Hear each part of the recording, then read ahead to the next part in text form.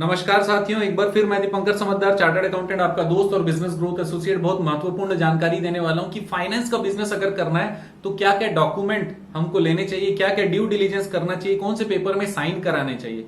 ये तीन चीज अगर हम लोग को पता है तो हम लोग ना हमारे लीगल परेशानी का 50% हम लोग जीत जाते हैं। उसके बाद में बाकी हमारा प्रोसेस, वर्किंग और सर्विसेज कवर करता है बाकी चीजों को। और मैं बोल रहा हूं 50% नहीं, 70-80% हमारा प्रॉब्लम दूर हो जाता है, क्योंकि जब भी कोई व्यक्ति डॉक्यूमेंट देता है और उसका रिसर्च सर्च हम लोग सारा चीज कर चुके रहते हैं और उसके बाद हम लोग लोन देते हैं और जहां जरूरत है वहां साइन करा के लेते हैं और उनका कमिटमेंट लेते हैं, तो बहुत सारा फायदा होता है। दोस्तों, अभी तक आपने अगर मेरे चैनल को सब्सक्राइब नहीं किया तो सब्सक्राइब जरूर करिए, क्योंकि आपका चैनल है। और लाइक और शेयर करना मत भूलिएगा, क्योंकि मैं आपके अलावा और भी काफी सारे लोगों के काम आना चाहता हूं। एक इंपॉर्टेंट चीज बता दूं कि आपके कमेंट्स इंपॉर्टेंट होते हैं, कमेंट के बेसिस पे काफी अच्छे वीडियोस बनते हैं, राइट। अब मैं आपको बता रहा हूं कि अगर आप फाइनेंस का बिजनेस कर रहे हो तो सबसे पहले ड्यू डिलीजेंस का सोचो। ड्यू डिलीजेंस में क्या होता है कि क्या क्या चीजें आपको देखनी चाहिए। सबसे पहले उनका बैंक स्टेटमेंट मंगवा लीजिए, राइट। बैंक स्टेटमेंट, उनसे एक डिक्लेरेशन लीजिए, एक लेटर में लिखवाइए कि आपके पास कौन कौन से बैंक में आपका खाता है आज दिनांक फलाने में, राइट। तो ये डिक्लेरेशन बहुत इंपॉर्टेंट है, क्योंकि अगर हो सकता है उनके 4 बैंक खाते होंगे जिसमें से केवल 2 बैंक खाता जो कि सही चल रहा होगा आपको दे दिया, एक और बैंक खाता है जिसके अंदर में काफी सारे उनके डिफॉल्ट हैं और उसमें प्रॉब्लम्स हैं और उसमें चेक बाउंस है, सारा चीज है।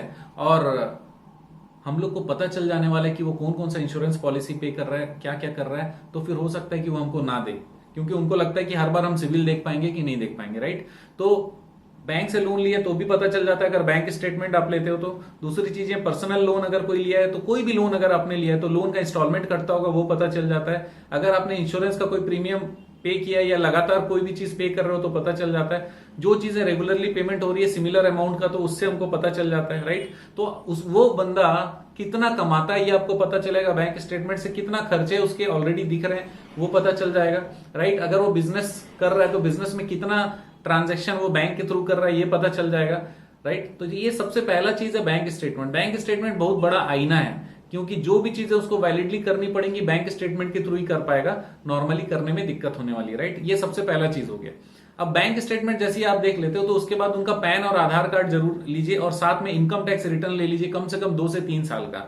3 साल नॉर्मल है, अगर कोई 2 साल लेगा तो आप उसको चेक करने की कोशिश करना कि वो जो 2 साल है वो 2 साल प्रॉपर है कि नहीं। ऑनलाइन जाकर उनका आईडी पासवर्ड लीजिए और उसमें जाकर देखिए कि जो वहां पर फाइलिंग हुई है वही यहां पर फाइल हुई है कि नहीं। ये चेक और वेरिफिकेशन कैसे करते हैं मैं आप लोगों को सिखाऊंगा अगले किसी डेमो वीडियो में।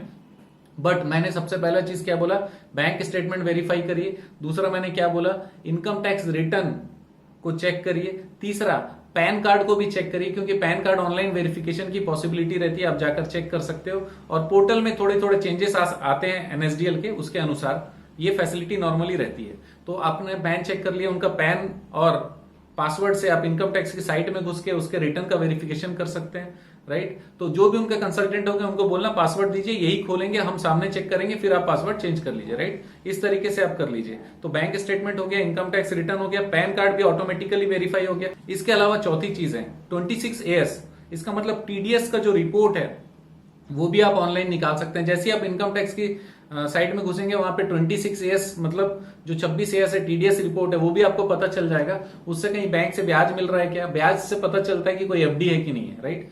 इसके अलावा अगर आपको कहीं पर भी उसमें दिखता है कि इनकम आया हुआ है, जो इनकम इसने नहीं बताया, तो वो इनकम का सोर्स भी पता चलेगा, किस टाइप के का काम करते हैं वो पता चलता है। टीडीएस का जो क्लॉज है वो क्लॉज के अनुसार किस टाइप का काम करते हैं पता चलता है। जैसे सेक्शन 194C के अंतर्गत टीडीएस अगर कटा हुआ है तो इसका मतलब वो कॉन्ट्रैक्टर है। कौन से पार्टी ने टीडीएस काटा उससे पता चलता है कि किस पार्टी का उसने काम किया, कितना अमाउंट उसको टोटल क्रेडिट हुआ, इसका मतलब उतना अमाउंट उनका था, उसमें टीडीएस कितना उसने काटा वो भी दिखाता है, और उसमें डेट ऑफ क्रेडिट भी शो करता है। तो इस तरीके से 26AS भी काफी बड़ा हेल्प करता है हम लोगों का, राइट। यहां तक हुआ। अब इतनी चीजें हमने चेक करने के बाद में आप ये देखिए कि प्रेजेंट ऑक्यूपेशन में प्रेजेंट वाला जो काम कर रहा है वो कितने दिन से कर रहा है। ये चीज बहुत इंपॉर्टेंट है, क्योंकि अगर वो 1 महीने से कर रहा है तो भी आप उसका सैलरी या कुछ देख लीजिए, राइट। अगर वो बिजनेस कर रहा है, बिजनेस कम से कम 1 से 2 साल पुराना होना चाहिए, या फिर अगर वो नया बिजनेस भी कर रहा है तो उसका बिजनेस का कुछ बैकग्राउंड होना चाहिए, उनका फैमिली बिजनेस होता होगा वो पता होना चाहिए। इसके अलावा जब आप प्रॉपर्टी का बात करते हो, किसका बात करते हो, प्रॉपर्टी लोन, प्रॉपर्टी के अगेंस्ट में लोन या मॉर्गेज लोन की अगर आप बात करते हो तो उसका सर्च होना चाहिए, राइट। न्यूज़पेपर में आप उसका ऐड भी दे सकते हो। अगर ये न्यूज़पेपर वाला बहुत जरूरी नहीं है, सर्च जरूरी है। और सर्च जब कराते हो तो सर्च का एक स्लिप होता है, वो सर्च रिपोर्ट के साथ लगा रहता है, बहुत बड़ा प्रूफ है, राइट। क्योंकि वो वकील बताता है कि ये वाला मैंने पर्ची काटा और मैंने ये चेक किया, इतने 16 साल का किया कि 30 साल का किया, अलग अलग स्टेट के अनुसार होता है। तो वो 30 साल का चेक करा लो, आप मैक्सिमम चेक करा लो। चेक कराने के बाद में कहीं कोई जमीन से रिलेटेड कुछ भी बात है तो वो चेक हो जाएगी। दूसरा, जमीन का ऑनलाइन स्टेटस भी चेक कर सकते हैं खसरा नंबर से, मेरे ख्याल से हर स्टेट में अवेलेबल है, उसकी भी प्रिंट अपने डॉक्यूमेंट के साथ आप लगा लीजिए, राइट। अब केवाईसी के पूरे डॉक्यूमेंट आप ले लीजिए, आधार, पैन, ड्राइविंग लाइसेंस, अगर उनका कोई वोटर आईडी कार्ड है, ये सारी चीजों को ले लीजिए। उनका सेल्फ सिग्नेचर कराइए, उसके नीचे डेट भी लिखवाइए, उनका मोबाइल नंबर लिखवाइए, राइट। और उनको बोलिए अपना नाम भी अपने हैंडराइटिंग से लिखे, ताकि ये पता चले कि उसने ही हमको दिया है। और उसके नीचे ये भी लिखवा सकते हो, for loan purposes from XYZ finance company, जो भी आपका फाइनेंस कंपनी है वहां पे लोन के लिए उसने अप्लाई किया है, ताकि ये पता चले कि हमारे पास इसने लोन के लिए अप्लाई किया था, राइट। यहां तक चीजें हो गई। प्रॉपर्टी है तो सर्च वैल्यूएशन हो गया। अगर गोल्ड है तो गोल्ड का भी चेक करा के उसका वैल्यूएशन कर सकते हो, उसका माप कर सकते हो, और वो डिस्क्रिप्शन भी एक सर्टिफिकेट आप ले सकते हो, उसका वैल्यूएशन भी ले सकते हो। अब मैं आपको एक पर्सनल डिस्कशन, मीटिंग करना जरूरी है। मीटिंग का एक फॉर्मेट होता है, वो फॉर्मेट हम लोग ट्रेनिंग में बताते हैं। नॉर्मली फाइनेंस के जितने भी हमारे कोर्सेज है उसमें हम लोग फॉर्मेट बताते हैं कि किस तरीके से मीटिंग में जाने से क्या क्या फॉर्मेट होता है। तो अगर आप लोगों का कमेंट नीचे आता है और कमेंट कम से कम 50 कमेंट से ऊपर होगा तो मैं वो फॉर्मेट प्रोवाइड करूंगा। अदरवाइज आप सुन लीजिए कि क्या होता है, आप लिख भी सकते हो। तो फॉर्मेट में क्या क्या चीजें पूछनी रहती है क्लाइंट से, वो आपको क्वेश्चन में लिखना पड़ेगा। पहले से याद रखना, डॉक्यूमेंट आपके पास आ चुका है।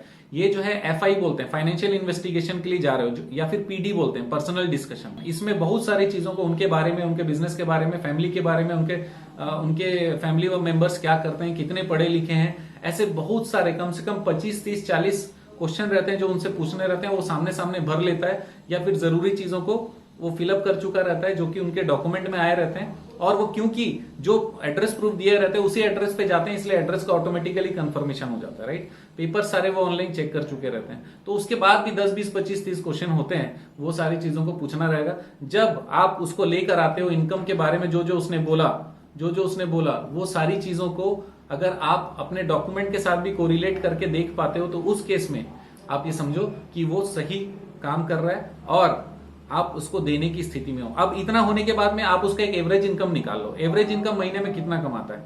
एवरेज इनकम जितना महीने में कमाता होगा उसका 50%, 60% के आसपास तक का इंस्टॉलमेंट ही होना चाहिए ओवरऑल। मान लीजिए कि 100 रुपए वो कमाता है और 20 रुपए किसी और लोन वाले को देता है, तो अभी उसके पास और 30 रुपए का लोन इंस्टॉलमेंट पटाने की पावर है।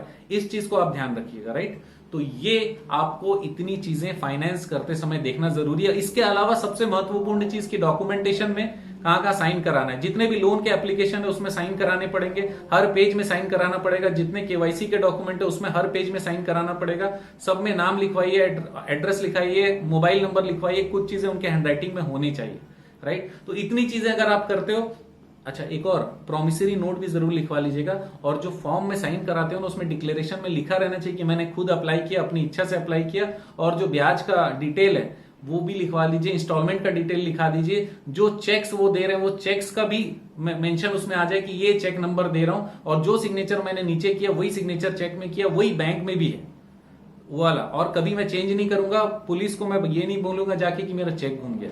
हर तरीके से अपने आप को सिक्योर करिए डॉक्यूमेंट के जरिए। और आप जानते हैं ना, मेरा मिशन है हमेशा आप लोगों की मदद करना और समय पर सारी जानकारी देना। बने रहेगा मेरे साथ। आपका दिन जबरदस्त शुभ हो।